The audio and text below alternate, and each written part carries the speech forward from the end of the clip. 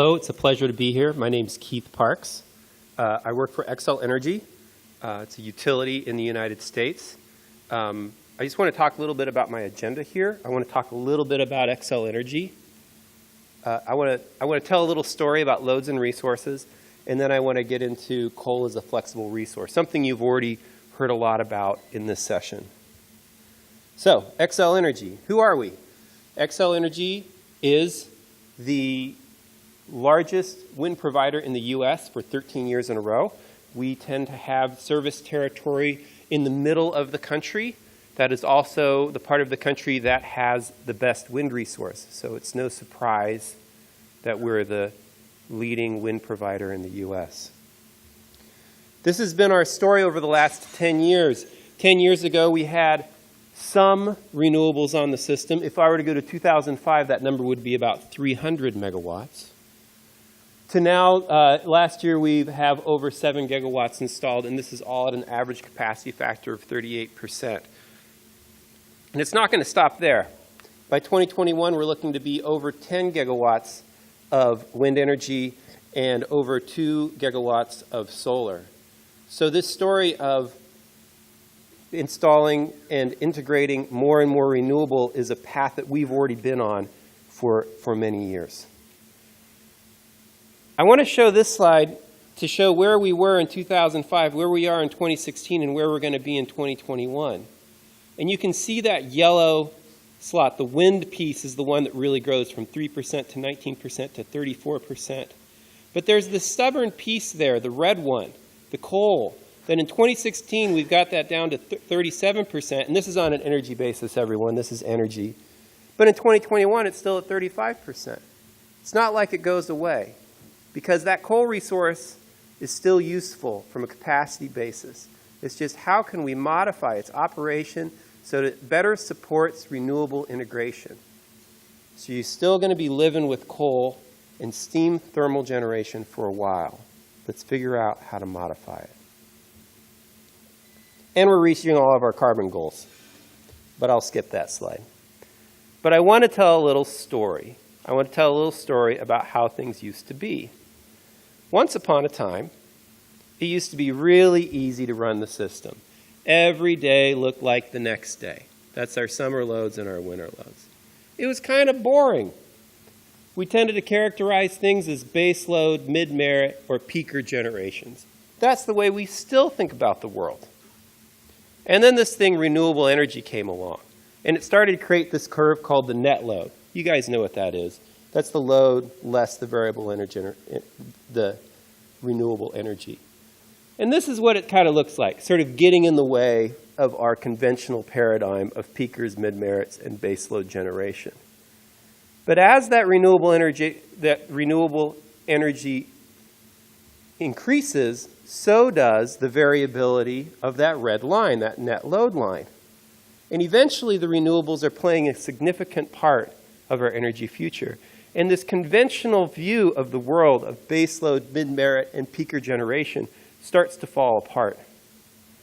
So this is how I propose you start thinking about the system. Change your paradigm. Change the way you think about generation. There's variable generation, and then there's the balanced portfolio. Everyone plays. Baseload is dead in this scenario. There's no baseload generation anymore. There's lots of things that we used to think about in that old paradigm, and then there's things we think about in this new paradigm. I'm not going to talk about all those. I'm going to talk specifically about how variable energy resources are married with flexible resources. This sort of coming together to create a unified and reliable system. And with that, I want to talk about coal as a flexible resource. I'm going to tell another story. I'm going to tell a story about a power plant. It's a single unit 500 megawatt power plant in northeast Colorado. It's really near my hometown. It's built in 1981. It burns brown coal, lignite basically. So not particularly efficient fuel. And it has 6 coal mills, and it also has some emission controls. Now, I'm using this power plant as an example of what can be done.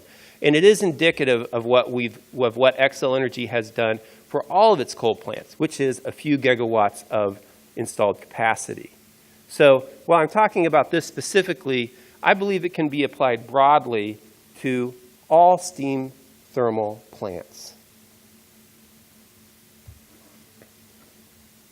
Here's, I pulled this data. This is like August 6th through the 9th, so early last month. And it shows you what the generation level of this 500 megawatt unit looks like in a system that has a lot of renewable energy in it. Notice its duty. It's not pegged at the max. It cycles between its maximum of 500 megawatts down to its minimum of either 300 or in some cases 200 megawatts. Now that 200 megawatt goal, that's only been attained in the last 6 months. It didn't always go down to 200 megawatts. Things had to be thought differently. It had to be thought of as a balance generator. And I want to talk specifically about this period of time here. This is about, what are we looking at? 12 hours of time, where during that 12 hours it runs its maximum, reaches its super minimum, and then back up to its maximum, probably during a time where we had low loads and a lot of wind generation. So this is now what I've done is I've taken that highlighted piece and I've blown it up to just look at this one section right here. And in this section to the left, you can see it's running at its economic maximum. It's traditional duty, the way it was built to run. It wasn't built to cycle, but we've modified it in such a way that it can cycle. First of all, this plant is AGC capable. It is capable of following automatic generation control. I can't stress this enough as a key part of integrating renewables. Approximately during this, let's see here if I can get this one. During this frame, starting there at about 2000 hours, this unit was put on regulation. And during that time, it was receiving economic signals for it to dispatch down, and it headed down towards its lower minimum. And at which point it sort of bottomed out. That's as low as it can go on AGC, where it meets that first little ramp down. And it did that automatically. No one called up the plant. The dispatcher put it on EMS. They hit the button, and it started to tick down. Now, the power plant was notified of this because they're looking at their EMS system, and they're seeing that they've been put on AGC. Now, they can refuse it. They can say, sorry, not right now. Plant's just not really ready to go. But if it's all going according to plan, it just automatically goes on AGC, as it did in this case. So not only is it on AGC, but it does it automatically. It's not a telephone call. How does it reach this? It has variable controlled conveyance of coal. That is, the feeders that's feeding the coal into the plant slow down a little bit. Therefore, the fuel supply is reduced. They're able to stabilize that plant using a little bit of exploiting the tolerances they have in the boiler pressure. You can be a little bit over or a little bit under your needed boiler pressure. You have some room to move. It doesn't have to be at the exact level specified by the manufacturer all the time. Exploit that. Use that to your advantage so that you can get some variable output from this plant. From this point, this is what I call its economic min operation. We don't have the capability of keeping on AGC down to this super minimum yet. But what's happening here is we're actually taking off coal mills. Before I showed you that there were 6 coal mills in this plant, 5 of which are needed to keep it to run it at its maximum output. It can run at its minimum of 300 megawatts with those 5, but if it's to go below that 300 megawatts, you have to start taking off additional coal mills. And that's how we're getting and achieving the most important thing we're doing to achieve that lower minimum is by removing coal mills, recycling the coal mills offline. What does that look like? We shut off the coal feeder. That is, we stop shipping coal to the coal mill. We grind out the coal that's in that mill, pulverize what's left. We shut down the mill, so the pulverizer that's actually grinding it to dust. We then close off the slide gates, that's the air duct that's bringing that pulverized coal into the steam, into the boiler, and all the while controlling the output of the plant to reach that lower economic min. There's some coordination that goes on to be able to make this happen, coordination that the plant operators haven't had to do to date, but now they're doing it, and they're getting a lot of experience, and they're very good at it. They're so good at it that they can remove a mill in operation in 30 minutes. They can bring that mill back in 20 minutes. And so that's how we're able to reach this economic min and then reestablish our normal minimum in a very short amount of time. There are some impacts. There are thermal stresses to the boiler tubes. We've studied this, NREL has studied this, and the load following, that is, if you do not take the unit offline, if you simply move it from its maximum generation down to its minimum generation, the costs are relatively minor. They're there, but they're not that big.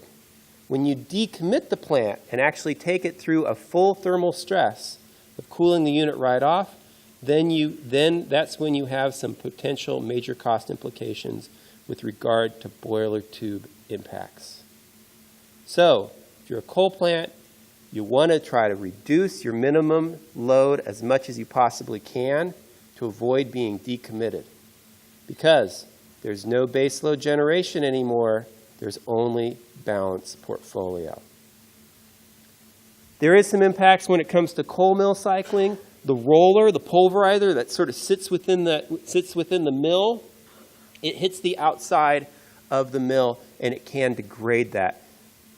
We don't think it's a big deal because once it hits that point, we turn it off. It's not like we're continuing to run that thing and beating up the mill without coal inside of it. Flame stability. It can be a concern at low loads.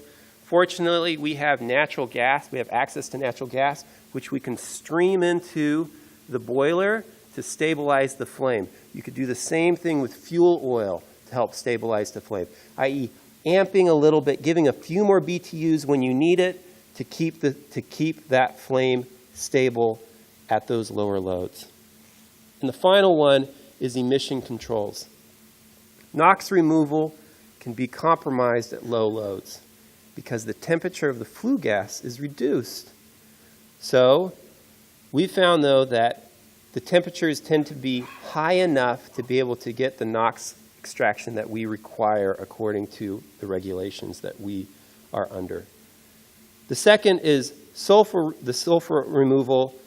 It simply requires greater management and potentially slightly higher costs because your ammonia concentrations go up. That is, you're spending your emission control products, you're spending those faster than you would have otherwise. But it's a relatively small cost to be able to extract the sulfur at those lower loads. Overall, I'm saying they're there, but they're really not that big.